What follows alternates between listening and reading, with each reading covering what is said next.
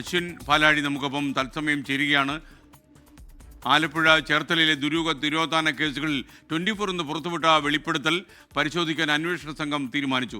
കാണാതായ ബിന്ദു പത്മനാഭനെ സെബാസ്റ്റിനും സുഹൃത്തും ചേർന്ന് കൊലപ്പെടുത്തിയെന്ന് അയൽവാസി ശശികല തുറന്നു പറഞ്ഞതോടെ പ്രത്യേക സംഘത്തിന് ചില തെളിവുകൾ വീണ് കിട്ടിയെന്നാണ് നമുക്ക് മനസ്സിലാക്കാൻ കഴിയുന്നത്. സെബാസ്റ്റിൻ്റെ സുഹൃത്ത് ഫ്രാങ്ക്ലിനെ കേന്ദ്രീകരിച്ചാണ് ഇപ്പോൾ അന്വേഷണം.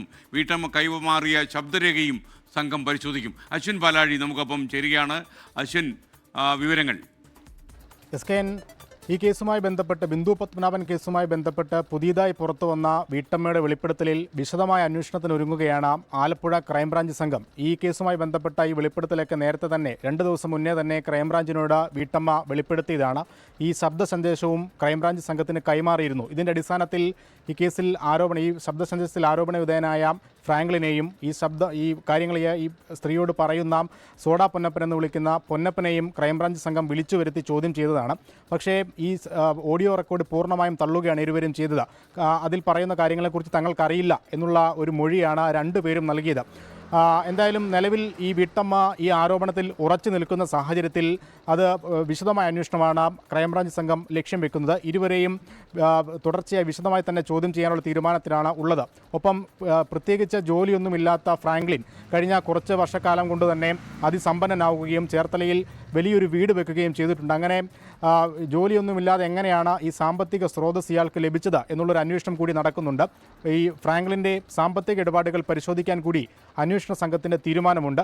ഒപ്പം ഈ വിശദമായി തന്നെ ഈ സൗണ്ട് റെക്കോർഡ്, ഈ ഓഡിയോ റെക്കോർഡ് സമഗ്രമായി പരിശോധിക്കാനാണ് നിലവിൽ മറ്റൊരു തീരുമാനമുള്ളത്. അതിൽ പറയുന്ന ഓരോ കാര്യങ്ങളും അതിലെ ഡേറ്റുകളടക്കം ക്രോഡീകരിച്ചുകൊണ്ട് അന്വേഷണത്തിന് സഹായകമാകുന്ന രീതിയിലേക്ക് അതിനെ എടുക്കുക എന്നുള്ളതാണ് അന്വേഷണ സംഘം അവലംബിക്കുന്ന മറ്റൊരു രീതി.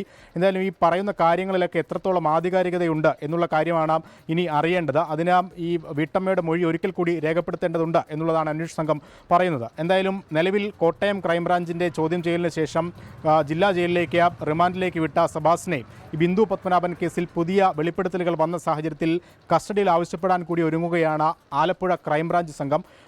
ഈ സെബാസ്റ്റിനെ കസ്റ്റഡി എടുത്തുള്ള ചോദ്യം ചെയ്യലിൽ നിലവിൽ പുറത്തു വന്നിരിക്കുന്ന ശബ്ദരേഖയും മൊഴികളുമൊക്കെ അടിസ്ഥാനപ്പെടുത്തിയുള്ള ചോദ്യം ചെയ്യലിൽ എന്തെങ്കിലുമൊക്കെ പുതിയതായി ലഭിക്കും എന്നുള്ള പ്രതീക്ഷ കൂടി അന്വേഷണ സംഘത്തിനുണ്ട്.